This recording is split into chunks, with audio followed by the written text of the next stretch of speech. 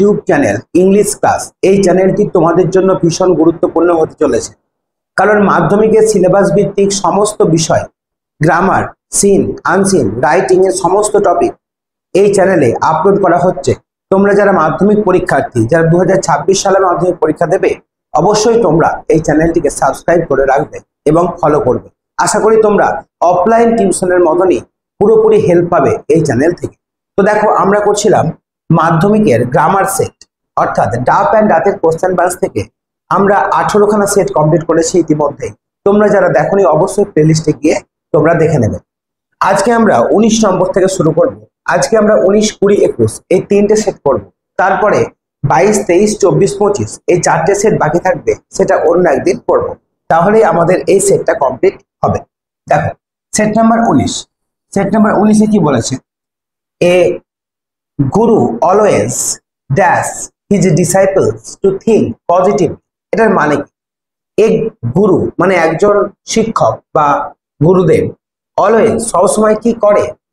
Encourage করে তার disciples, তার শিষ্যদেরকে টু থিঙ্ক ভাবতে, পজিটিভ ভালোভাবে, মানে ইতিবাচক ভাবতে তারা সে কি করে? এনকারেজ করে বা উৎসাহিত করে। এবার দেখো, এখানে তোমরা কোনটা দেবে? এনকারেজের এই যেটা আছে, তোমরা অ্যাকচুয়ালি দেবে কোনটা?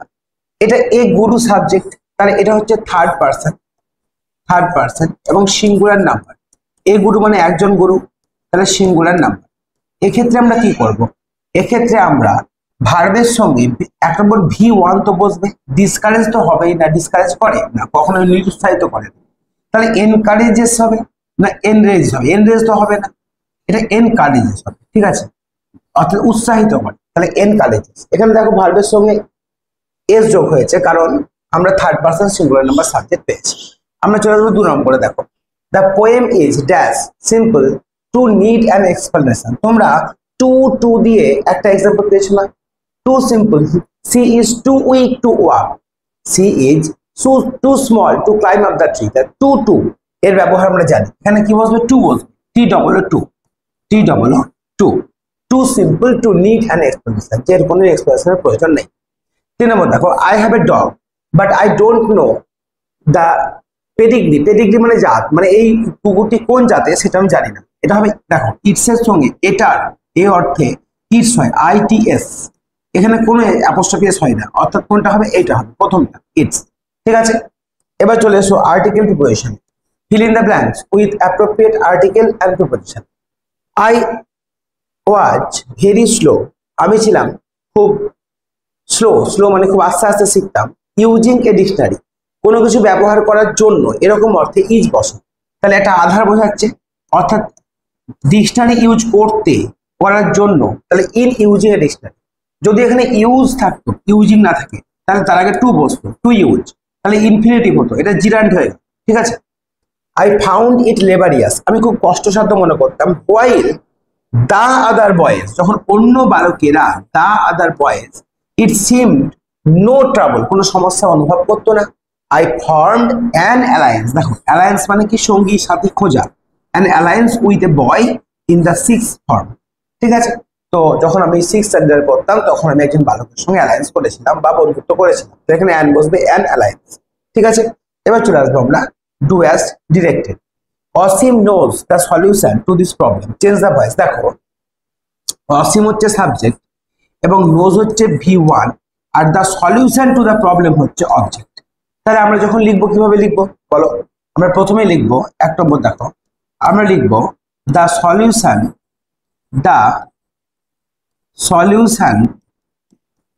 To the problem, sorry to his problem. এখানে কিন্তু সাবজেক্ট সলিউশন। হ্যাঁ, তাহলে এবার আমরা নোজ V1 আছে, মানে অ্যাম ইজ আর এর মধ্যে বসাবো। তাহলে কি বসাবো? ইজ বসাবো। তারপরে নোর 3 নম্বর ফর্ম কি? নোন। এবার আমরা জানি নোনের পরে টু হয়, বাই হয় না, তাহলে নোন টু অসীম। বোঝা গেল?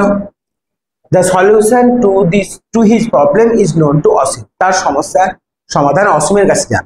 ঠিক আছে, নোন বাই হয় না, নোন টু হয়। 2 নম্বর দেখো, রিনা হ্যাজ এ ব্রাদার, রিনার একজন ভাই আছে। হু ক্যান হেল্প হার, যে তাকে সাহায্য করতে পারে। তাহলে মেক ইট সিম্পল, তাহলে এটাকে সিম্পল সেন্টেন্সে করতে গেলে আমাদেরকে একটাই ফাইনাইট ভার্ব নিয়ে আসতে হবে। এখানে যেমন দুটো ফাইনাইট ভার্ব আছে, হ্যাজ এবং ক্যান হ্যাভ, ঠিক আছে। তাহলে এক্ষেত্রে একটা ফাইনাইট ভার্ব আনলে আমরা কি করব, এক নম্বর লিখবো যে Rina has a helpful brother. Helpful মানে সাহায্যকারী ব্রাদার, একজন সাহায্যকারী ব্রাদার রয়েছে, ভাই রয়েছে। তাহলে দেখো একটাই তোমার ফাইনাইট ভার্ব হ্যাজ বসে, বুঝতে পেরেছো। তারপরে চলে এসো 3 নম্বর। দেখো 3 নম্বরে কি আছে, Rahul said to Dipa will you go to school today, তুমি কি আজকে স্কুলে যাবে। Change the mode of narration, narration change করতে বলেছে। তাহলে ন্যারেশন চেঞ্জ করার ক্ষেত্রে আমরা সেড টু কি করব, সেড টু আমরা অবশ্যই এখানে যেহেতু কোশ্চেন মার্ক তাই আস্কড করব। তাহলে আমরা কি লিখবো, দেখো 3 নম্বরটা আমরা লিখবো রাহুল সেড টু হয়ে যাবে আস্কড, আস্কডের পরে কিন্তু টু হবে না, তারপর দীপা। এবার যেহেতু এটা ইয়েস নো কোশ্চেন তাই ইফ বসবে, বা আমরা বসাতে পারি ওয়েদার, ইফ বা ওয়েদার বসবে, ঠিক আছে, ইফ বা ওয়েদার হয়ে গেল। এবার দেখো উইল ইউ, ইউটা আগে আসবে, উইলটা পরে যাবে, ইউটা হচ্ছে দীপা, তাহলে আমরা দীপা লিখতে পারি বা সি লিখতে পারি, সি ব্র্যাকেটে দীপা লিখতে পারি, কারণ ইউটা হচ্ছে দীপা। তুমি বলতে কাকে, দীপাকে, ইউ মানে তুমি, তুমি কি যাবে, তাহলে দীপাকে বলছে, আবার দীপা যাবে কিনা, তাহলে দীপা সি, উইল হয়ে যাবে উড, উইল হয়ে যাবে উড, তারপরে কি হয় বলো, would go to school, go to school, আর টুডে হলে কি হয় দ্যাট ডে, দ্যাট ডে, ঠিক আছে। এই হয়ে গেল আমাদের ন্যারেশন চেঞ্জের অ্যান্সার, বুঝতে পেরেছো, লিখে নাও। তারপরে দেখো কোশ্চেন নাম্বার ডি চলে আসবো আমরা, ফ্রেজাল ভার্ব বা গ্রুপ ভার্ব। দেখো প্রথমে কি বলছে, রিড দ্য টেক্সট কেয়ারফুল, যত্ন সহকারে পড়ো এই টেক্সটটিকে। পড়া ইংরেজি হচ্ছে গো থ্রু করা, ঠিক আছে, গো থ্রু মানে পড়া। এখানে ভি ওয়ানটাই রয়েছে, ভার্ব দিয়ে শুরু হয়েছে মানে ভি ওয়ান, তাহলে আমরা কি লিখবো, গো থ্রু, গো থ্রু। এই গো থ্রু মানে হচ্ছে পড়া, বই পড়াকে আমরা বলি গো থ্রু করা বা রিড করা, হলো। তারপরে 2 নম্বর দেখো, কলেরা স্প্রেড সাডেনলি, কলেরা হঠাৎ ছড়িয়ে পড়েছিল ইন আওয়ার লোকালিটি, আমাদের এলাকায়। তাহলে ছড়িয়ে পড়েছিল, ভি টু, ছড়িয়ে পড়ে ইংরেজি কি বলো, ব্রেক আউট। তাহলে ব্রেক আউটের পাস্ট টেন্স কি হবে, ব্রোক আউট, অর্থাৎ ছড়িয়ে পড়েছিল, ব্রোক আউট মানে ছড়িয়ে পড়েছিল, ছড়িয়ে পড়া, ব্রোক আউট মানে এখানে ছড়িয়ে পড়েছিল, ঠিক আছে। তারপরে দেখো 3 নম্বর, রবীন্দ্রনাথ ওয়াজ বর্ন, জন্মগ্রহণ করা মানে কোন পরিবার থেকে আসা, কাম অফ, কাম অফ এইটা শুধু ওয়েব অফটা, ওয়েব অফটা নয় কিন্তু, হ্যাঁ। তাহলে কাম অফ মানে কোন পরিবারে জন্মগ্রহণ করাকে আমরা বলি কাম অফ, কাম অফ মানে কি, জন্মগ্রহণ করা, কোন পরিবারে জন্মগ্রহণ করা, একে আমরা বলি কাম অফ। দেখো যে তোমাদের ফ্রেজাল ভার্বগুলো এখানে করানো হচ্ছে এইগুলোই কিন্তু পরীক্ষায় পড়ে মাধ্যমিকে, এর বাইরে খুব বেশি করার প্রয়োজন হয় না, ঠিক আছে। তাহলে আমাদের সেট নাম্বার 1টা হলো, আমরা চলে আসবো সেট নাম্বার 19টা, সেট নাম্বার 19টা হলো, আমরা সেট নাম্বার 20তে আসবো। দেখো right the correct alternative to fill in the blanks, দেখো ভার্ব ফর্ম দিয়ে পূরণ করতে হবে। অন ইভিনিং একদিন সন্ধ্যেবেলা, তার মানে অতীতের ঘটনা বলছে এটা, তাহলে একদিন সন্ধ্যেবেলা we dash on a sand maul deep set, তাহলে দেখো অতীতের ঘটনা সেট আছে মানে বলেছিল, তাই অতীতের ঘটনা মানে কখনোই আর হবে না, কখনোই হ্যাভ হবে না, তাহলে ওয়ার প্লেইং এইটা হবে।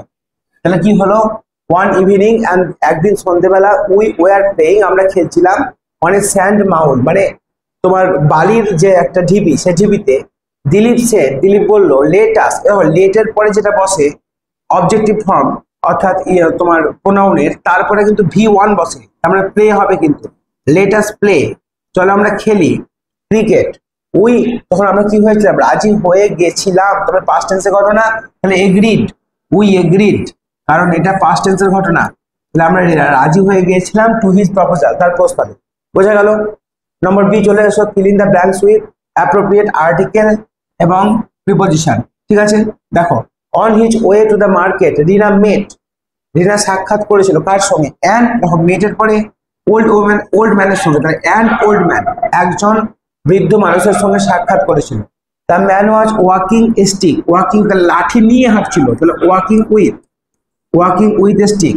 হি স্মাইলড, দেখো স্মাইলের পরে অ্যাট হয়, স্মাইল অ্যাট রিনা, সে রিনাকে দেখে হেসেছিল, smile at, loved at, look at, ঠিক আছে, এগুলো মাথায় রাখবে।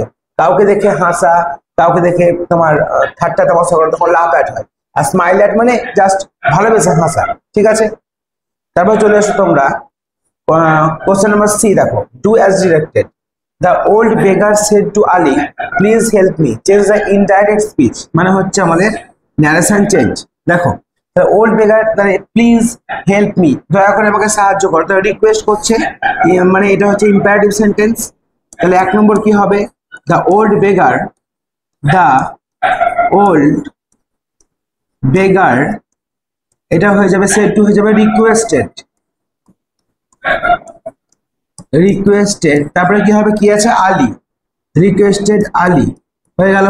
তারপরে প্লিজ আর বসবে না, রিকোয়েস্টের মধ্যে ভরা আছে টু হেল্প মি মানে আমাকে মানে তাকে, তাহলে to help him, to help him.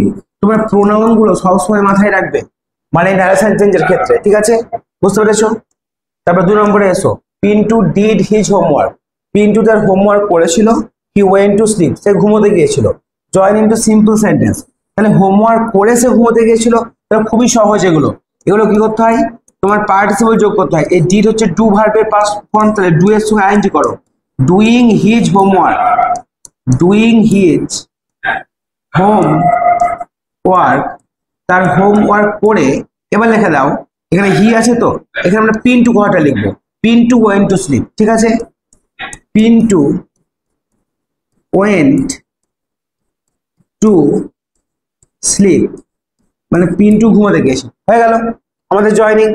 3 নম্বরে চলে এসো, সি ইজ সো উইক, দেখো সে এতই দুর্বল that he can not, he is so weak that he can not walk, সে হাঁটতে পারে না। স্পিড ভাঙতে বলছে কিন্তু এটা, বুঝতে পেরেছো। তাহলে দুটো সেন্টেন্সে ভাঙো, একটা হচ্ছে হি ইজ ভেরি উইক, এটা হবে হি ইজ ভেরি উইক, সে হচ্ছে খুব দুর্বল, একটা সেন্টেন্স হলো। 2 নম্বর সেন্টেন্স হচ্ছে হি ক্যান নট ওয়াক, হয়ে গেল, হি ক্যান নট ওয়াক, সে হাঁটতে পারে না। তাহলে টু এর জায়গায় হবে ভেরি, কিন্তু হ্যাঁ, he is very weak, he can not walk, সে হাঁটতে পারে না, হয়ে গেল আমাদের স্প্লিটিং দ্য সেন্টেন্স। এবার ডিএটা দেখো, চলে এসো, যেটা কি আছে, the president will distribute the books, president বা সভাপতি বই বিতরণ করবেন, তাই বিতরণ করা নিজেকে ডিস্ট্রিবিউট, বিতরণ করা, গিভ অ্যাওয়ে, দেখো গিভ অ্যাওয়ে মানে বিতরণ করা, তাহলে ডিস্ট্রিবিউট 1 নম্বর ফর্ম, আমরা কি করব, গিভ অ্যাওয়ে, গিভ অ্যাওয়ে। এই গিভ অ্যাওয়ে মানে কি হলো, বিতরণ করা, বিতরণ করা, গিভ অ্যাওয়ে মানে বিতরণ করা।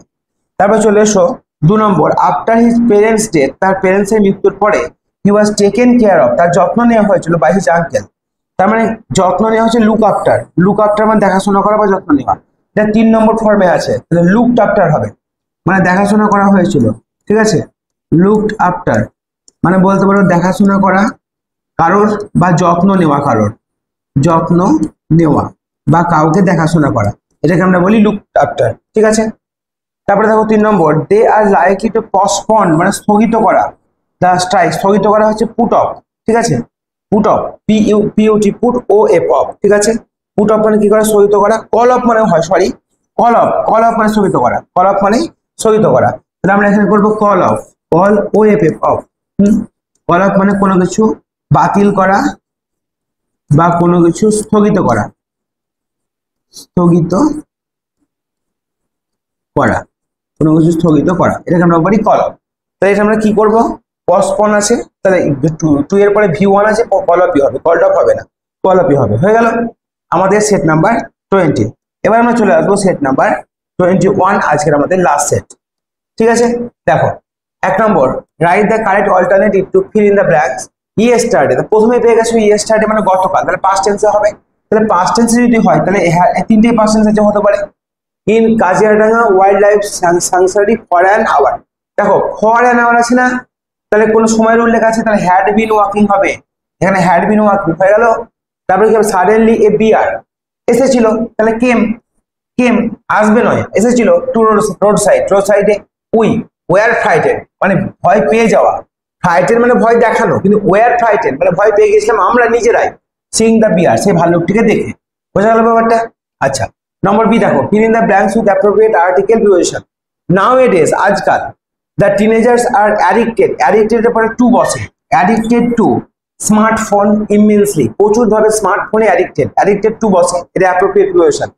দে আর আনওয়্যার অফ, আনওয়্যারের পরে অফ বসে, unaware of the bad effects of it, the parents should not buy them this harmful mechanical device. তাহলে দেখো এখানে কি বলছে, নাওএডেজ আজকাল the teenagers are addicted to, তাহলে অ্যাডিক্টেড পরে টু বসে, স্মার্টফোনের সঙ্গে addicted, they are unaware of the bad effects of it, এটার যে মানে খারাপ ব্যবহার, খারাপ যে তোমার প্রভাব, সেটা সম্বন্ধে তারা আনওয়্যার, অসচেতন। The parents should not buy, মানে যেহেতু জাতিকে উল্লেখ করছে, পেরেন্টস জাতি, সেই জন্য দা বসেছে, দা প্যারেন্টস মানে পিতামাতাকে, শুড নট বাই কেনা উচিত নয় সেগুলি, them this harmful mechanical device, এই ক্ষতিকর যে ডিভাইস, এই ডিভাইসটা কেনা উচিত নয়। ঠিক আছে, এবার চলে আসো সি। 1 নম্বর দেখো, Raghu is a very poor man, he can not maintain his livelihood, join into complex sentence. খুবই সোজা দেখো, রঘু ইজ এ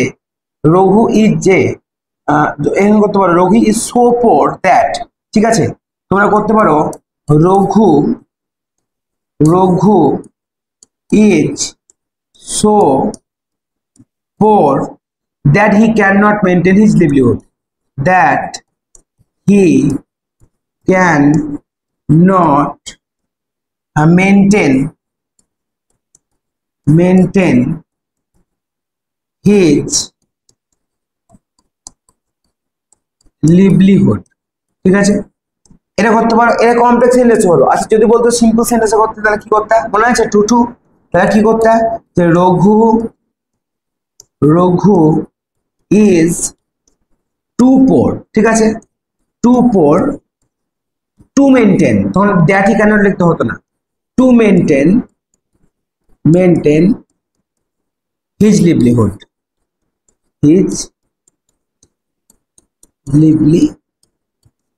বোঝা গেল? এটা সিম্পল সেন্টেন্সে, কিন্তু এটা কমপ্লেক্স সেন্টেন্স। আচ্ছা এবার দেখো আমরা 2 নম্বরে চলে আসবো, this is the hottest day of the ইয়ার, এটা হচ্ছে বছরের সবচেয়ে গরমতম দিন। পজিটিভ ডিগ্রিতে বলেছে, খুবই সোজা। দেখো তাহলে কি করবো, no other day of the year, দেখো আমরা করবো 2 নম্বর একটা, no other day of the year, বছরের কোনো দিনই নয়, ইজ অ্যাজ হট অ্যাজ কি আছে দিস, তাহলে অ্যাজ দিস হয়ে গেল, এটা পজিটিভ ডিগ্রি, ঠিক আছে। কম্পারেটিভ করলে কি হতো বলো, কম্পারেটিভ করলে হতো this is hotter than any other day of the year, ঠিক আছে। এটা যদি কম্পারেটিভ বলতো, তোমরা করতে যে দিস ইজ হটার দ্যান